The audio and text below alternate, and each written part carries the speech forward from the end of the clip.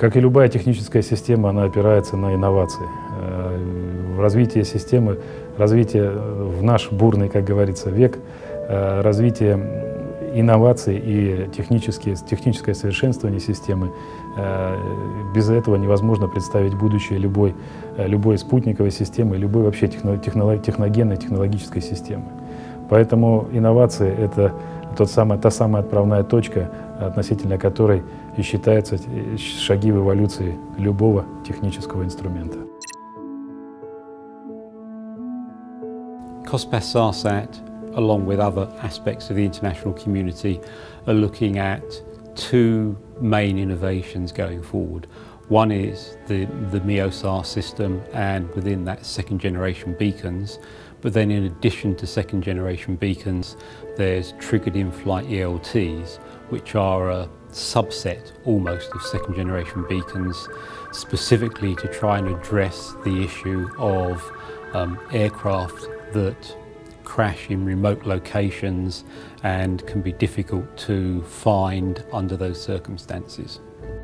So the idea of triggering an ELT in flight is that you know where it is before it impacts, because once it hits, then if it breaks up, there's a high probability under those conditions that maybe you won't get a transmission.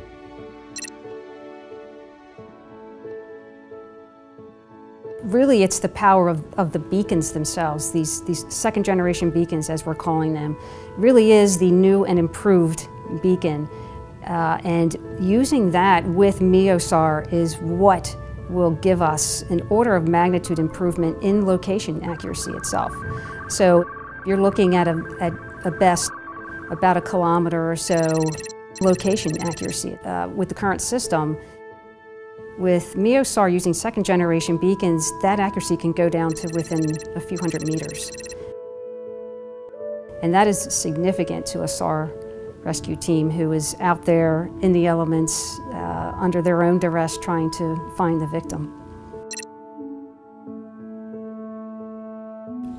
From a search and rescue infrastructure perspective, you'll get a lot of additional information, such as how long it is since the beacon's been turned on, when was the last position update provided, how much battery life is there left inside the beacon.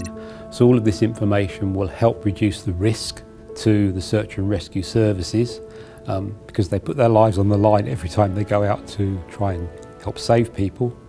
Secondly, it should reduce their costs, because they don't have to perhaps search as much. We're trying to take the search out of search and rescue.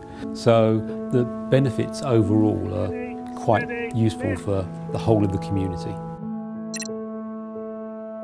The good thing is that with MEOSAR, it is indeed backwards compatible. Any first generation beacon right now, they're not going to be dropped off. We're not going to stop listening. It really functions the same because it transmits the same frequency. It's just that we have improved the signal waveform itself, the electronics in the beacon, and the way that the signal is being transmitted. That's the difference, and that's where the power comes in to be able to get a better location. So a first generation beacon will still work.